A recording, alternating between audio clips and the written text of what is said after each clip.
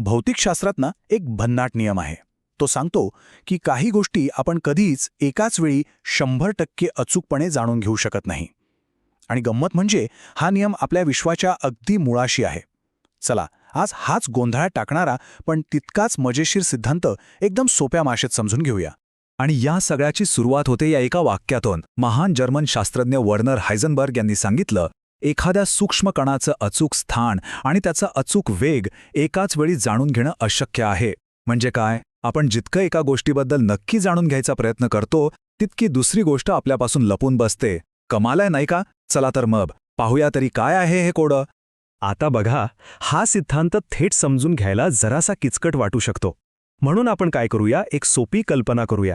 समजा एका मोठ्या खोलीत एक माशी एवढासा इलेक्ट्रॉन उडतोय. आपलं काम आहे त्याचं नेमकं ठिकाण शोधणं आणि तो किती वेगाने उडतोय हे मोजणं. वाटतंय सोपं, पण खरी गंमत तर इथेच आहे. चला आता या इलेक्ट्रॉनला मोजण्यासाठी आपण एक विचार प्रयोग करूया. म्हणजे प्रत्यक्षात नाही, फक्त डोक्यात. आपण 2 वेगवेगळ्या पद्धती वापरून बघणार आहोत. बघूया तरी आपल्याला काय सापडतंय. तर आपल्याकडे आहेत 2 मार्ग. पहिल्या प्रयोगात इलेक्ट्रॉन नेमका कुठे आहे हे बघण्यासाठी आपण त्याच्यावर एकदम प्रखर तेजस्वी प्रकाश टाकू. आणि दुसऱ्या प्रयोगात त्याला अजिबात धक्का लागू नये म्हणून आपण अगदी मंद हळुवार प्रकाश वापरू. आणि इथेच तर खरी गंमत झाली. जेव्हा आपण तेजस्वी प्रकाश वापरला तेव्हा आपल्याला इलेक्ट्रॉनचं स्थान अगदी अचूक सापडलं. पण त्या प्रकाशाच्या कणांनी त्याला इतका जोरात धक्का दिला की त्याचा वेगच पूर्णपणे बदलून गेला. आणि याउलट जेव्हा आपण मंद प्रकाश वापरला तेव्हा त्याचा वेग तर मस्त स्थिर राहिला, पण तो कुठे आहे हेच दिसेल असं झालं. सगळं काही धूसर, अस्पष्ट. म्हणजे सगळ्यात महत्त्वाचा मुद्दा काय माहितीये?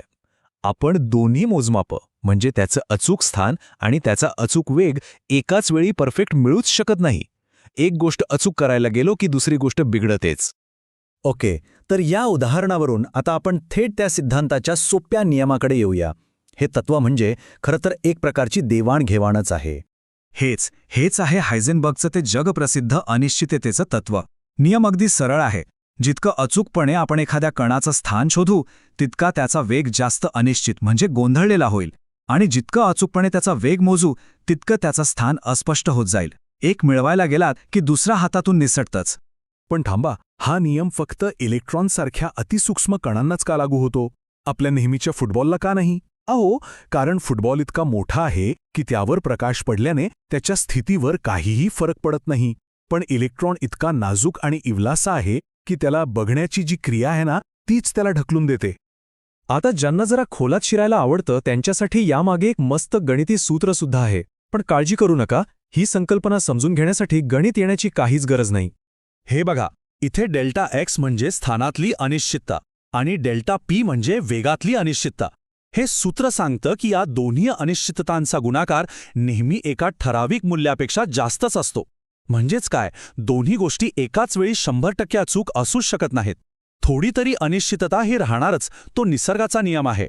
ओके, तर मग या तत्वाचा अर्थ काय? या एका नियमामुळे क्वांटम जगाचं म्हणजे त्या अतिसूक्ष्म कणांच्या जगाचं संपूर्ण चित्रच कसं बदलून जातं ते आता बघूया.